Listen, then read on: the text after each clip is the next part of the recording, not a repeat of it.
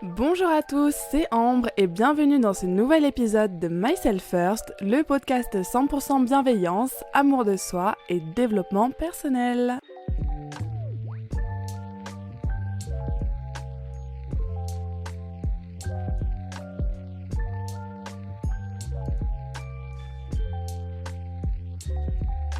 Aujourd'hui, on se retrouve pour un épisode qui me tient particulièrement à cœur puisqu'on va discuter ensemble autour du fait de couper les ponts, de faire sortir les gens toxiques de notre vie, de mettre fin à des relations qui ne nous sont plus utiles. Enfin bref, on va faire le tri autour de nous pour préserver notre paix intérieure et trouver le bien-être. Donc aujourd'hui, c'est un épisode full mindset, full développement personnel. Et je pense que j'aurai beaucoup d'exemples à vous proposer parce que, en fait, je suis un peu la spécialiste du coupage de pont. C'est vrai que si une personne ne m'apporte plus rien, voire me rend malheureuse, je vais avoir aucun scrupule à la faire sortir de ma vie. Mais il n'y a pas que ça, parce que vous allez voir, on va en parler aujourd'hui.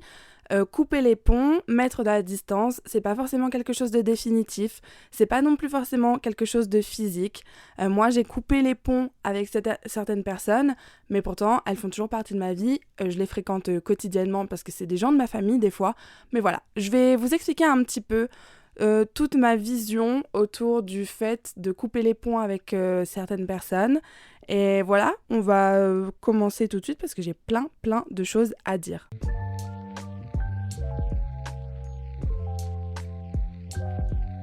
Bon, alors déjà, couper les ponts, qu'est-ce que ça veut dire ? Eh bah, couper les ponts, ça veut pas forcément dire que du jour au lendemain, tu vas jarter une personne de ta vie. Non, pas du tout. Déjà, couper les ponts, ça se fait pas en 24 heures. C'est un processus qui prend plusieurs mois, plusieurs années des fois, en plusieurs étapes, mais ça, je vais y revenir un peu plus tard. Couper les ponts, en fait, ça traduit juste un besoin de distance. C'est que des fois, il y a des situations, des relations, des disputes qui font que, waouh, c'est trop. Émotionnellement, c'est trop compliqué, ou alors la personne nous a fait un truc qu'on a du mal à digérer, et faut prendre de la distance.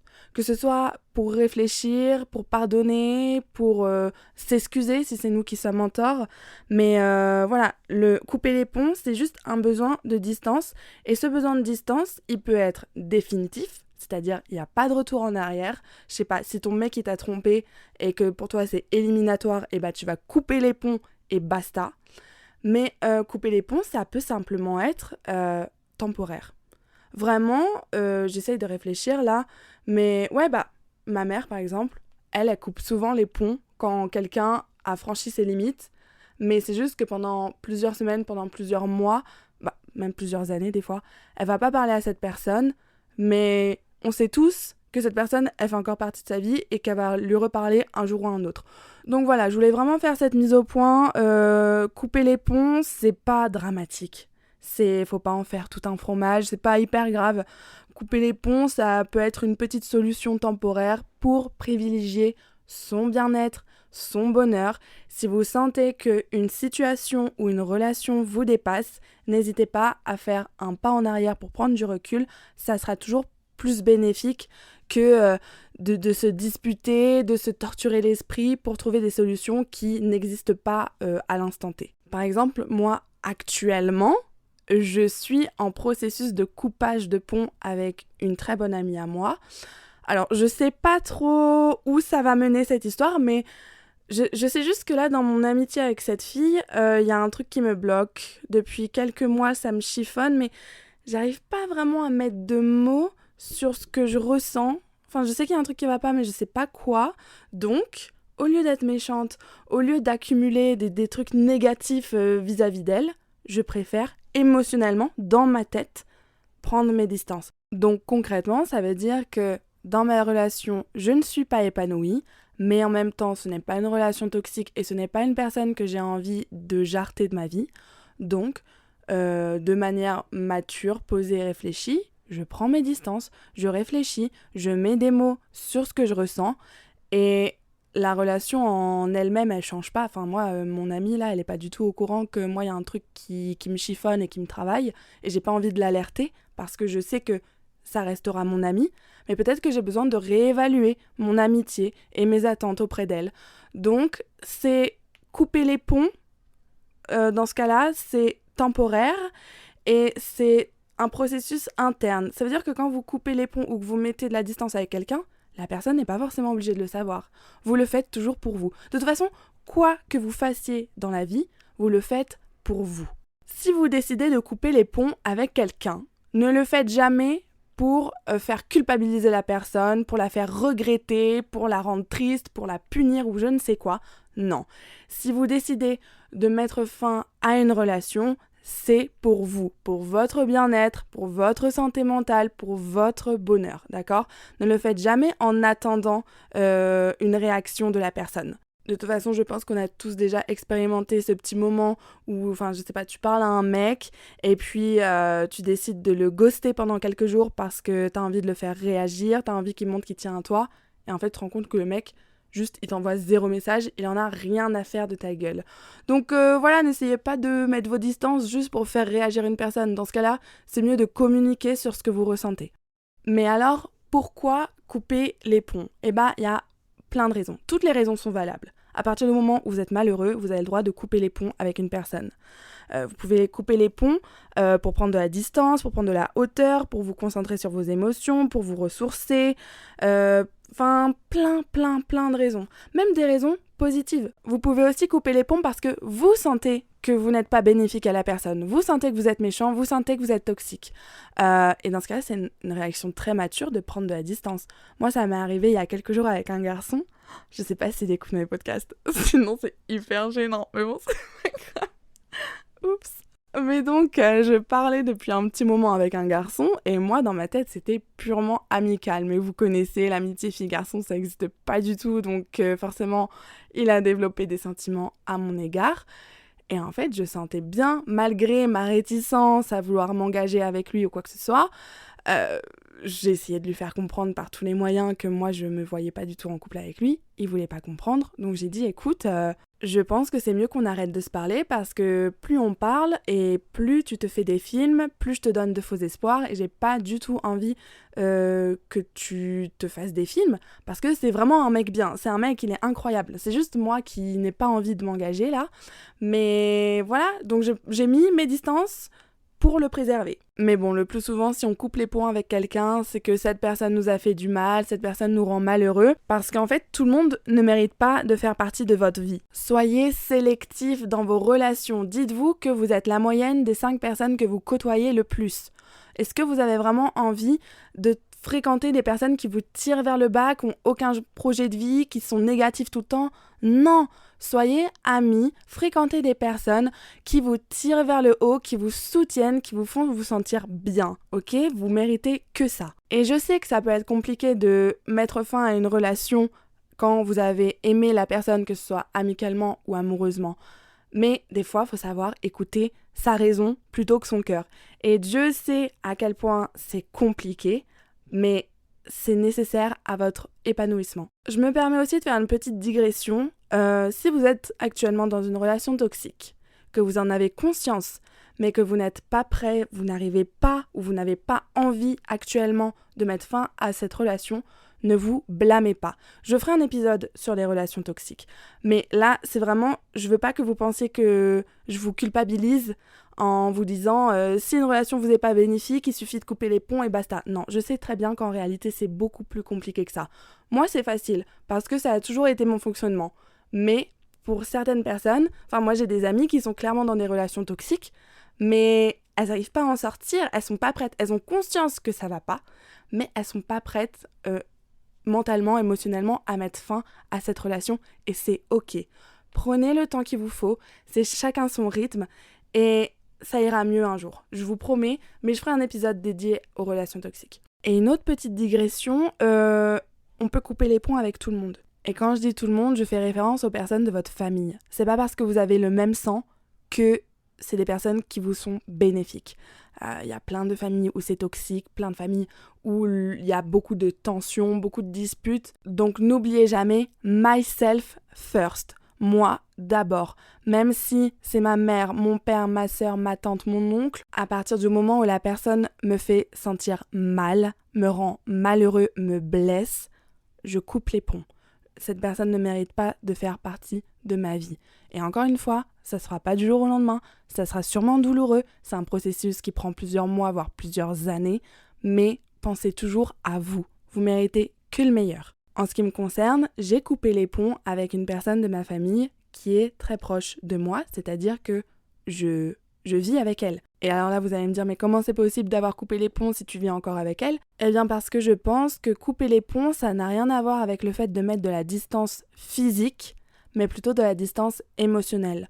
Donc, cette personne de ma famille avec qui j'ai coupé les ponts, ça veut tout simplement dire que je ne la laisse plus avoir du pouvoir sur moi. Je ne la laisse plus contrôler mes émotions. Je ne la laisse plus me mettre en colère. Je ne réponds plus à ses attaques, à ses réflexions. Et je vous jure, ça fait 1 an que j'ai décidé de sortir de ce jeu psychologique que j'entretenais avec elle. Et depuis, mais tout va mieux. Notre relation, elle s'est vachement améliorée parce qu'il n'y a plus de tension, il n'y a plus rien. Et c'est hyper agréable. Et des fois, quand vous coupez les ponts avec quelqu'un, que vous n'attendez plus rien de cette personne et que vous vous en fichez royalement, et ben c'est là où la relation va s'arranger. Alors attention, faut pas se dire que maintenant que c'est arrangé, on va reprendre la relation comme avant. Non, pas du tout. Mais voilà, des fois, mettre un peu de distance, se couper émotionnellement, ça permet de conserver des relations. Et en tout cas, en fait, comme cette personne a fait partie de ma famille, je sais qu'elle sera là toute ma vie. Donc dans tous les cas, j'avais pas le choix que de trouver une solution pour que émotionnellement, je puisse supporter sa présence. Et là, je parle d'une personne de ma famille, mais ça peut très bien être un collègue, votre boss, quelqu'un que vous fréquentez régulièrement. Et c'est pas parce que vous voyez cette personne que ça veut dire qu'elle a encore accès à vos émotions. Et je trouve ça très important de comprendre que couper les ponts, c'est pas seulement physique. Parce que des fois, vous allez être en soirée avec une ancienne amie ou alors avec votre ex. Et si cette personne arrive encore à vous faire sentir mal, même sans vous parler, juste la voir physiquement, ça vous fait mal, et bah ça veut dire que la personne a encore du contrôle sur vous et que vous n'avez pas officiellement coupé les ponts. Parce que couper les ponts, je le répète, mais après ça c'est que mon avis, mais couper les ponts pour moi c'est avant tout émotionnellement. Je ne laisse plus cette personne avoir du pouvoir sur moi. Je ne la laisse plus me faire peur, m'angoisser, gérer mes émotions, etc. Ok, je m'éparpille un peu, j'ai l'impression, mais là c'est vraiment... En fait, c'est un épisode qui me tient tellement à cœur que j'ai plein de choses à dire et je sais même pas si ma pensée elle est structurée, mais je pense globalement que vous comprenez là où je veux en venir. Donc je vais essayer de reprendre à peu près là où j'en étais. Donc je disais qu'il y avait plein de raisons de couper les ponts avec quelqu'un et vous pouvez couper les ponts avec n'importe qui. Et couper les ponts, ça n'a rien à voir avec la distance physique. Si vous coupez les ponts, vous le faites pour vous et pas pour punir ou pour remettre en cause une personne. Et puis aussi, couper les ponts ne doit pas être un moyen de fuir. Ok ? Ne soyez pas lâche. Si tu décides du jour au lendemain de ghoster une personne, c'est que cette personne, elle t'a tellement manqué de respect, elle t'a tellement fait du mal qu'il n'y aura aucun retour en arrière et que tu n'as plus envie de gaspiller ton énergie pour cette personne. Mais si c'est toi qui as fait du mal à la personne, mais ne fuis pas comme un lâche. Si pendant une dispute, c'est toi qui es en tort, mais que tu as peur de confronter la personne, tu n'as pas les couilles de t'excuser, eh bien, laisse-moi te dire que prendre la fuite en faisant un silence radio, c'est juste un gros signe de lâcheté. Tu es un lâche. Je sais que des fois c'est compliqué d'assumer ce qu'on a dit, ce qu'on a fait, mais c'est nécessaire. Même si t'as la boule au ventre avant d'aller parler à la personne, va t'excuser. Donne-lui des explications. Elle mérite ça. Et toi, tu mérites pas d'être lâche. Tu vaux mieux que ça. Couper les ponts, c'est pas un moyen de fuir, c'est un moyen de se protéger. Et de protéger l'autre aussi. Donc si t'as tendance à délaisser tes relations plutôt que à essayer de faire des efforts pour recoller les morceaux, eh bien laisse-moi t'annoncer que ça s'appelle le guilty ghost. Alors le guilty ghost, qu'est-ce que c'est ? Eh bien je vous propose une petite histoire pour vous expliquer. En fait, quand je suis arrivée à Bali, j'ai rencontré un garçon qui s'appelle Clément. Clément, si tu passes par là, cet épisode t'est dédié. Et donc, avec ce Clément, on est devenus super amis super vite. C'était mon binôme de Bali. Voilà, on a passé 5 mois ensemble, collés H24, on partait en week-end et tout. Mais ce petit Clément avait la fâcheuse habitude de me poser des gros lapins. C'est-à-dire qu'on se donne rendez-vous à 1h et il annule au dernier moment. Ou alors, il préfère aller avec d'autres copines plutôt que de passer du temps avec moi alors que je suis déjà au lieu de rendez-vous. Il m'a déjà posé des lapins où moi je me suis retrouvée toute seule sur la plage. Du coup je lui ai fait Je lui ai pas fait la gueule, je lui ai expliqué. Clément, ça se fait pas en fait, tu me lâches pas des plans comme ça tout le temps. Ce à quoi Clément a répondu oui, oui. Et ensuite, il ne m'a pas parlé pendant 3 semaines. Et ouais, c'était une grosse dispute quand même qu'on avait. Hein. Là, j'ai peut-être un peu minimisé, mais voilà, j'étais très énervée, on s'est disputé. Et après, pas de nouvelles de lui pendant 3 semaines. Sauf qu'on habitait au même endroit. Et ben, je vous jure que quand je passais devant lui, il baissait la tête. Plutôt que de me dire bonjour, plutôt que de me regarder dans les yeux. Et j'étais en mode, mais what the fuck, c'est lui qui est en tort, et c'est lui qui baisse le regard, et c'est moi qui tous les jours lui envoyais un message pour qu'on puisse discuter, parce que moi je voulais arranger les choses, ok ? Bien écoutez, on s'est réconciliés, et il m'a expliqué que, en fait, il se sentait tellement mal qu'il préférait repousser les conversations, qu'il préférait m'éviter, parce que voilà, guilty ghost. Il me ghostait, il m'évitait, parce que il savait qu'il avait merdé, mais il n'avait pas la maturité pour recoller les morceaux et il avait peur de m'affronter. Sauf que moi, je suis une meuf hyper cool. Et du coup, une fois qu'on a eu parlé de tout ça, j'ai dit mais Clément, je comprends, je ne t'en veux pas, il n'y a pas de souci, mais à l'avenir, j'aimerais que tu puisses communiquer avec moi sur comment tu te sens et dans tous les cas, tu sais que t'es mon ami, donc même si on se dispute, c'est pas grave, ça change rien, ça arrive, donc pas de souci. Il me dit oui, oui, on se fait un câlin, tout va bien. 1 semaine plus tard, le mec me refout un lapin. Je vous jure. Et là, je dis, bah ok, c'est pas cool, mais c'est tout. Je ne m'énerve pas, rien. Bah ça, c'était il y a 2 mois. Et depuis, 0 message. Il m'a ghosté, mais d'une manière, genre le mec. Et franchement, j'étais trop vénère. Je me suis dit, mais pardon, il refout la merde, il me remanque de respect et il vient même pas s'excuser. Et il me renvoie pas de message, et il prend pas de mes nouvelles, et il revient pas vers moi. Mais what the fuck? Alors là, je lui ai renvoyé 0 message, et voilà, j'en ai parlé à mes copines, j'en ai parlé à ma chamane et tout, parce que ça m'a travaillé. J'étais en mode, mais ça se fait pas, c'est lui qui est en tort. Il devrait être à genoux en train de me supplier de le pardonner. Bon, peut-être pas à ce point, mais vous voyez. Et je trouvais ça tellement injuste. Et puis ensuite, j'ai compris, guilty ghost. Le mec sait qu'il a foiré. Non seulement il a foiré une fois, mais il a recommencé. Et il a pas eu les couilles, il a vraiment pas eu les couilles de venir s'excuser, de venir réparer la relation. Et bah, une fois que j'ai compris que ça n'avait rien à voir avec moi, mais plutôt avec son immaturité, et bah ok, Clément ne fait plus partie de ma vie. Ciao! J'avais des choses à dire. Là, j'ai des revendications à faire dans cet épisode. Mais c'est important, voilà, que vous compreniez que quand quelqu'un coupe les ponts avec vous, ça n'a rien à voir avec vous. De toute façon, les gens font les choses pour eux et jamais contre vous. Donc, dans le cas de Clément, par exemple, quand c'est du guilty ghost, bah écoute, il a pas les couilles de revenir me parler, mais tant mieux. Ça veut dire qu'il part tout seul de ma vie. J'ai même pas moi à couper les ponts avec lui, j'ai même pas moi à mettre fin à notre relation. Il le fait tout seul. Mais écoutez, quand il y a quelqu'un qui part de votre vie, mais dites-lui au revoir, ne l'empêchez pas de partir, c'est génial. Vous avez même pas à faire l'effort de tège la personne s'en va d'elle-même. Les gens vont et viennent dans votre vie. C'est le cycle des relations. Il y a des gens, ils sont là depuis que vous êtes nés et ils seront là jusqu'à votre mort. Et il y a des gens, ils seront là pour 1 mois, 5 mois, 3 ans, 10 ans de votre vie. Laissez venir les gens et laissez-les partir.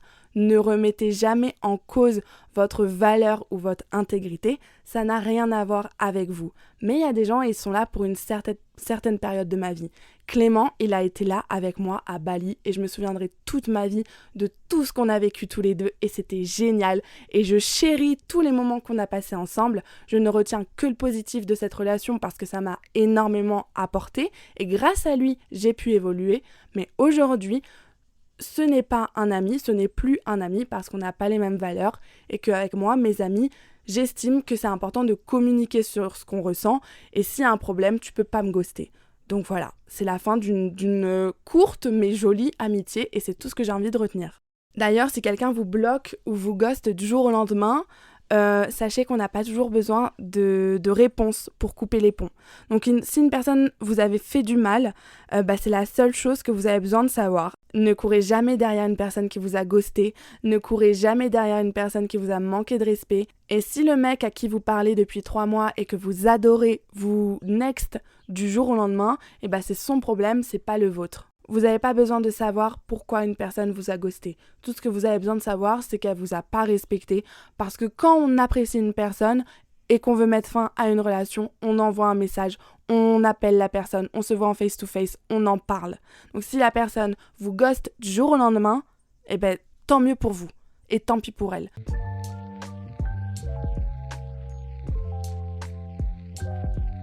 Je m'éparpille dans cet épisode, mais c'est pas grave. Là, on va passer à la partie quand est-ce qu'on coupe les ponts avec quelqu'un. Alors déjà, on ne coupe jamais les ponts sur un coup de tête. Sinon, on va ressentir de la culpabilité, du regret. Et on ne prend pas de décision importante quand la charge émotionnelle, elle est élevée. Parce que notre capacité d'analyse et de jugement sur la relation, par exemple, elles sont diminuées. Donc mieux vaut attendre que l'émotion, elle soit redescendue pour pouvoir prendre du recul et réfléchir à ce qu'on veut faire avec la personne. Enfin, en gros, on n'est pas au lycée, quoi. Donc, on va pas se bloquer pour un oui ou pour un non. Non, on est des adultes matures, intelligents. Donc, on va souffler un coup, prendre nos distances plusieurs heures, plusieurs jours, si nécessaire. Et ensuite, on va trouver des solutions ensemble. Mais on ne coupe jamais les ponts sous le coup de l'énervement. Le processus de coupage de ponts, ça se fait, franchement, en plusieurs mois. Même plusieurs années. Je vais vous raconter l'histoire, parce que j'ai vraiment plein de choses à raconter dans cet épisode, c'est fou. Mais je vais me retrouver, je pense, à 80 ans, sans amis, sans personne, parce que j'aurais coupé les ponts avec tout le monde. Mais bon, c'est pas grave. Bref, quand j'étais au lycée, j'étais meilleure amie avec un mec, et quand on est arrivé en études supérieures, on a pris 2 chemins différents. Lui, il a fait du droit, moi, je suis arrivée... j'étais en prépa, donc on bossait tous les deux, mais... moi, je gardais toujours des moments en fait pour être avec mes amis, pour sortir, pour m'amuser, faire du sport et tout. Et lui, en fait, c'est tellement quelqu'un d'exigeant envers lui-même qui s'est vachement mis la pression pour les études. En plus, en droit, on bosse beaucoup, ça je sais. Et donc, il avait plus du tout de temps pour moi. Il était focus études, études, études. Et je me retrouvais plus du tout dans la relation. Sauf que comme c'était mon meilleur ami... la première année, j'ai rien dit, mais je sentais que ça me pesait. Et puis du coup, après, j'ai commencé à lui en parler. Alors au début, je lui faisais des réflexions, je lui lançais des pics, comme quoi on se voyait pas assez, comme quoi ça me saoulait qu'il ait rien à me raconter à part ses cours de droit, enfin voilà. Et puis petit à petit, en fait, j'ai coupé les ponts, au début dans ma tête, puis dans mon cœur. Puis, je lui ai envoyé un message pour lui expliquer que, voilà, on pouvait plus être amis, que je me retrouvais plus dans la relation et que pour l'instant, j'avais besoin d'être un petit peu toute seule. Alors lui, il l'a pris comme un coup de massue. Mais honnêtement, je vois pas comment il a pas pu le voir venir parce que je lui en avais déjà parlé plusieurs fois, mais il a pas voulu comprendre. Et des fois, d'ailleurs, quand vous coupez les ponts avec quelqu'un, ne vous attendez pas à ce que la personne comprenne votre décision. Généralement, elle pense que ça sort de nulle part et que vous faites ça de manière impulsive, alors que pas du tout. Généralement, moi, quand je coupe les ponts avec quelqu'un, il n'y a pas de retour en arrière parce que ça fait plusieurs mois, voire plusieurs années que j'y pense. Et donc voilà, c'était mon meilleur ami, c'est une personne en or, très gentille, mais je sentais que moi, je n'étais plus bien dans cette relation. De plus, comme je ne savais pas mettre 2 mots sur ce que je ressentais, j'étais juste méchante avec ce garçon qui ne méritait pas que je sois méchante avec lui. Donc, pour le protéger et pour me protéger, j'ai pris la décision de mettre un terme à cette relation. Et aujourd'hui, on s'envoie toujours des messages pour nos anniversaires ou pour le nouvel an. Et je prends toujours de ses nouvelles parce qu'on a des amis en commun et je sais que lui, il fait pareil. Mais voilà, c'est tout en fait. Donc, même avec mes meilleurs amis, je suis capable de couper les ponts, de couper la relation si j'estime que ça ne m'apporte plus rien ou que je suis méchante avec la personne ou que la personne me fait du mal. Mais c'est toujours, si je coupe les ponts et si vous coupez les ponts avec quelqu'un, c'est toujours après avoir fait les efforts nécessaires pour maintenir la relation. Avant de couper les ponts, vous devez réfléchir tout seul, vous devez en parler avec la personne, vous devez faire le nécessaire pour arranger la situation. Et quand toutes les tentatives de communication et de résolution des problèmes, elles ont échoué, là, vous pouvez arriver à la conclusion que cette relation n'est plus bénéfique. Il n'y a jamais de bon moment pour mettre fin à une relation, donc faites-le vraiment quand vous vous sentez prête. Et encore une fois, si vous êtes dans une relation toxique et que vous en avez conscience mais que vous n'arrivez pas à en sortir tout de suite, c'est pas grave. Laissez-vous le temps, ça va arriver, ne vous inquiétez pas. Et en fait, je disais qu'on pouvait pas couper les ponts du jour au lendemain, genre mettre fin à une relation comme ça sur un coup de tête. Mais en fait, si. Parce que si la personne a fait un truc qui vraiment, genre, vous pouvez pas pardonner, coupez les ponts, sortez la personne de votre vie le plus rapidement possible. Si on t'a humilié, on t'a rabaissé, on t'a frappé, on t'a insulté, on t'a trompé, et que tu sais que sous aucun prétexte, tu ne pardonneras ce comportement, eh bien, tège la personne de ta vie, bloque-la de partout, mets fin à la relation, t'es même pas obligé de lui envoyer un message pour t'expliquer si t'as pas envie. Voilà, fais-toi passer en premier, myself first, c'est quand même la DA de ce podcast, hein.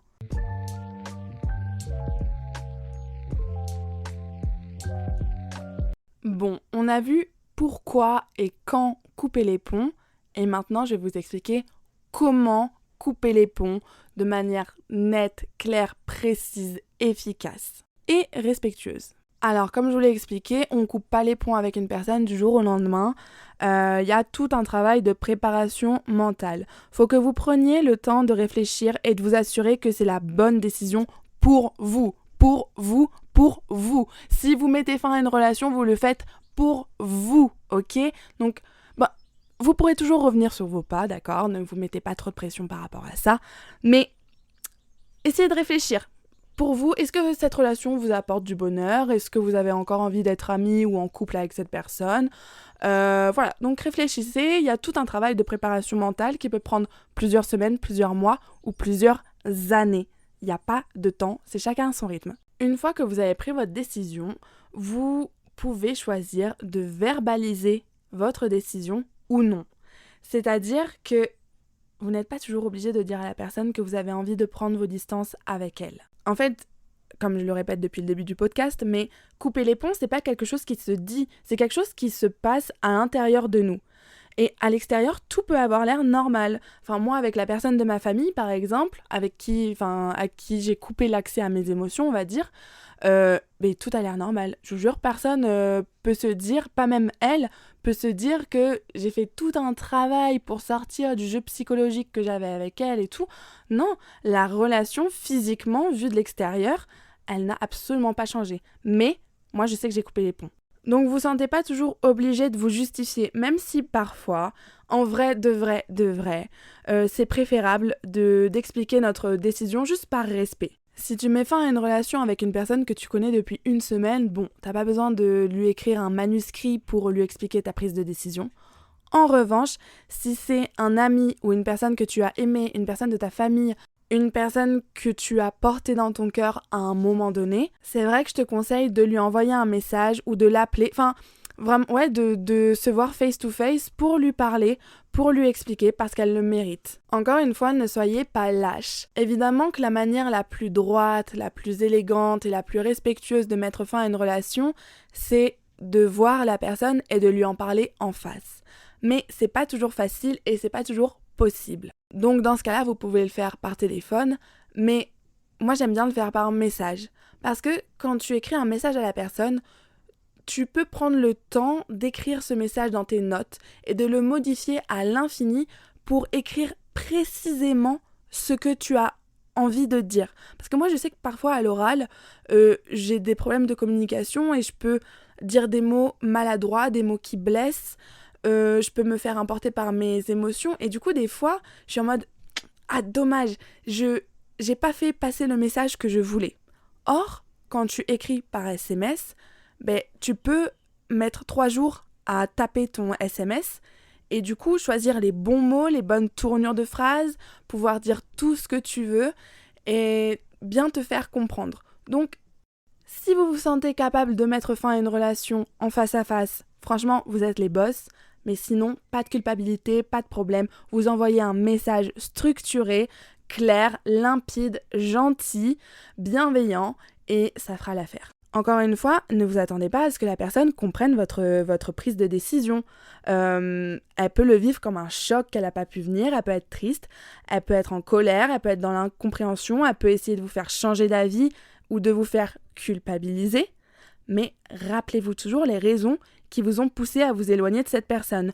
Si vous mettez fin à une relation, vous le faites pour vous. Et si vous décidez de communiquer, faites-le clairement. Ah oui, alors ça, petit point. Si vous rompez avec quelqu'un, si vous mettez fin avec une amitié, si vous vous éloignez de quelque personne que ce soit, ne soyez pas ambigu. Votre décision, elle doit être claire. C'est toi et moi, on n'est plus amis, on n'est plus ensemble, on n'est plus ceci, cela. Alors, vous émettez des formes évidemment, mais il n'y a pas de... non mais je t'aime bien, j'ai un peu besoin de réfléchir, non mais peut-être que on verra dans le futur, non mais tu sais peut-être qu'on se retrouvera, hein. Mais peut-être que voilà, nos chemins se recroiseront. Et non mais ça c'est horrible, ça veut dire que tu laisses l'espoir à la personne. Et je sais que quand on fait ça c'est pour être gentil, etc. Mais non, il n'y a pas besoin de ça. Si tu prends ta décision, tu l'assumes jusqu'au bout. Tu le fais dans les formes de l'art, mais tu l'assumes, tu laisses pas de sous-entendu. Tu dois être clair sur tes positions. J'adore cet épisode, je vous jure, je m'éclate, je le prends tellement à cœur, parce que c'est vraiment un sujet qui me parle de mettre fin à des relations. Parce que vraiment, depuis que je suis au lycée, je mets fin à des relations dès qu'elles sont toxiques, dès que moi je suis toxique, dès qu'il y a... Enfin, il y a plein de raisons en fait de mettre fin à des relations, encore une fois, que ce soit de manière définitive ou temporaire. Mais voilà, je me retrouve vraiment dans tout ce que je vous dis et c'est des conseils que j'ai appliqués. Donc là, voilà, c'est mon épisode.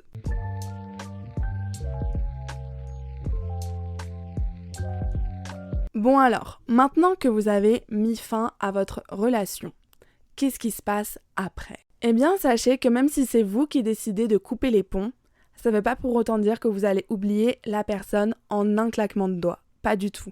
Même si c'est votre décision, mais des fois vous le faites à contre-cœur pour vous protéger, mais vous aimez encore la personne et du coup, vous allez le vivre comme une rupture et vous allez être très triste et vous allez penser à cette personne encore pendant plusieurs mois, voire plusieurs années, mais c'est pas grave.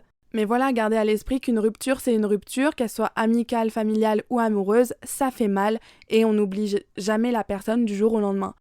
Tenez également à garder de la bienveillance à l'égard de la personne. Si c'est vous qui décidez de couper les ponts, de rompre, etc., ne coupez peut-être pas toute la communication tout de suite, parce que la personne aura peut-être besoin de vous poser des questions. C'est pas parce que la prise de décision, elle est claire dans votre tête, qu'elle est claire dans la tête de la personne avec qui vous venez de rompre.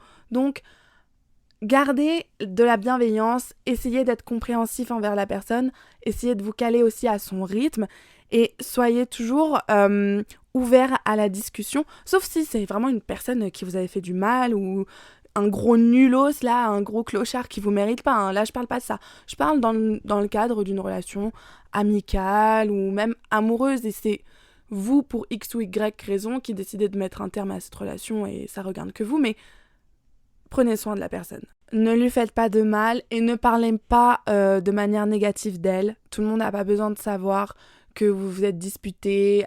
Tout le monde n'a pas besoin de savoir le mal que cette personne vous a fait. Gardez ça pour vous. Et gardez aussi à l'esprit que cette personne, par contre, pourra dire du mal de vous. Moi, je l'ai appris il n'y a pas longtemps, mais en fait, mon meilleur ami du lycée, là, il a tellement mal digéré notre rupture amicale qu'il a dit à tout le monde qu'en gros, j'étais une grosse connasse qu'il avait jarté du jour au lendemain sans explication. Et moi, j'étais en mode, mais quoi ? Mais non, mais pas du tout, mais ça se fait pas. Je l'ai préparé psychologiquement pendant des mois, je me suis confiée à lui, je lui ai déjà fait savoir que notre relation, elle me convenait plus, que ça allait pas, etc. Et je lui ai envoyé tout un message pour lui expliquer mes motivations, j'allais dire, mais les raisons de cette rupture amicale. Et j'ai toujours été là pour lui, s'il avait besoin de quoi que ce soit, on en a parlé pendant plusieurs jours et tout. Et donc je me suis dit, mais c'est injuste qu'il aille raconter à tout le monde que c'est moi la méchante de l'histoire, alors que genre c'est juste la vie, quoi. Mais bon, quand j'ai su ce qu'il disait sur moi, je l'ai pas pris personnellement et je me suis encore une fois mis à sa place en me disant que je lui avais sûrement fait beaucoup de mal et que peut-être qu'il était réellement pas prêt à cette rupture amicale. Et voilà, moi je peux rien y faire parce que ça fait déjà 2 ans que c'est terminé. Mais je vais pas non plus aller l'embrouiller en mode mais pourquoi tu racontes ça sur moi et tout. Non, on n'est pas au lycée encore une fois, hein. Donc il faudra sûrement beaucoup de temps à la personne pour digérer la rupture et toi aussi, il te faudra du temps pour la digérer et tu penseras sûrement beaucoup à la personne pendant les mois suivants. Mais rappelle-toi toujours, toujours, toujours pourquoi tu as coupé les ponts. Pour te protéger. Parce que tu t'aimes, parce que tu te respectes, parce que cette personne ne t'a apporté rien de bon. N'essaye pas de retenir qui que ce soit. Les relations, ça va et ça vient. Et dans ta vie, tu dois être entouré seulement de personnes qui te rendent heureuse, qui te mettent le sourire, qui te soutiennent, qui te font sentir en confiance, en sécurité. Tu mérites que ça. Il y a la plus grande étude sur le bonheur qui a été menée par des scientifiques aux États-Unis. Et en fait, c'est des scientifiques qui ont suivi tout un groupe de personnes de leur enfance à leur retraite pour voir en fait qu'est-ce qui les rendait heureux. Eh bien, ce qui rend les gens heureux, c'est pas l'argent, c'est pas le succès, c'est pas le statut social, c'est les relations. C'est la qualité des relations. Donc si vous voulez être heureux, mettez un point d'honneur à avoir des relations de qualité. Et pour ça, il faut être sélectif, encore une fois. Tout le monde ne mérite pas d'être ami avec vous, tout le monde ne mérite pas d'être en couple avec vous, tout le monde ne mérite pas de faire partie de votre vie. Et des fois c'est dur parce qu'il faut écouter sa raison plutôt que son cœur, mais à long terme ce sera toujours plus bénéfique. Bon bah écoutez, cet épisode touche déjà à sa fin, j'ai pas vu le temps passer, je l'ai enregistré d'une traite, franchement j'avais plein de choses à dire, je me suis éclatée, donc j'espère qu'il vous aura été utile, j'espère que vous avez apprécié mes conseils et n'hésitez pas à me faire un retour sur cet épisode sur Instagram, mon compte c'est myselfirstpodcast. Donc voilà, merci de me suivre et puis on se retrouve dans 15 jours pour un nouvel épisode. Bisous!